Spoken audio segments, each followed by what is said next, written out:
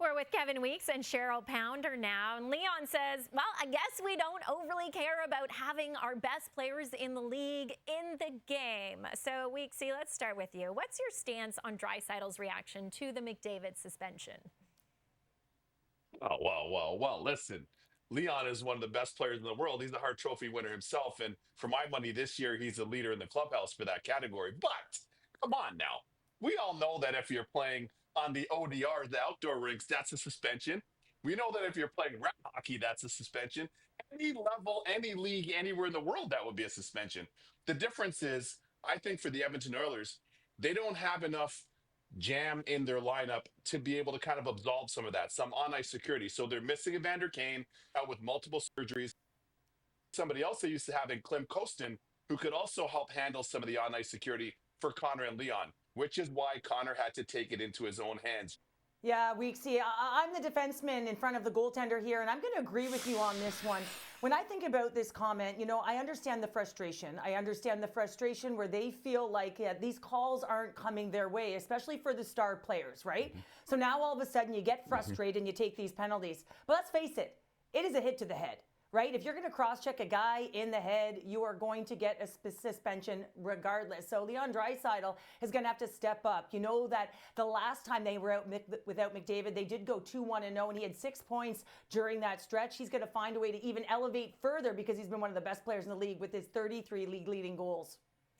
Okay, guys, so McDavid begins his suspension tonight, missing a chance to face Ovechkin and the Capitals. And a lot of attention has been paid to Ovechkin's chase of the NHL goal record. But Cheryl, should we actually be paying more attention to his chase for a second Stanley Cup? Listen, guys, you got to keep your eye on the Washington Capitals. It wasn't on my bingo card either, but they're sitting first in the league right now. And I think that this group in particular, the management, Spencer Carberry, has done an outstanding job with their offseason acquisitions. They've addressed a couple of areas. One, team speed. They're faster, they're quicker, they're more physical. And with the likes of PLD up front, putting up numbers, Jacob Chikrin on the back. And you cannot forget a Logan Thompson doing his thing between the pipes. He's been outstanding. A real miss for Canada on this one. But when I look at overall the scoring ability, first in goals against, all of the underlying metrics, this is a team you got to pay attention to. Although you have to say that Ovi and the Caps, when Ovi's lighting it up, it goes hand in hand with playoff success. BP, I don't know if that sounds for Canadian Pacific or Cheryl Pounder Real Waves, but I know one thing right now. You're all over it right now. You're all over it. 100%.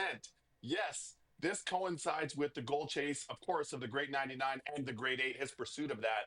We're witnessing history for something we thought was impossible, for something that the Great 99 set at a video game level, which was impossible to begin with.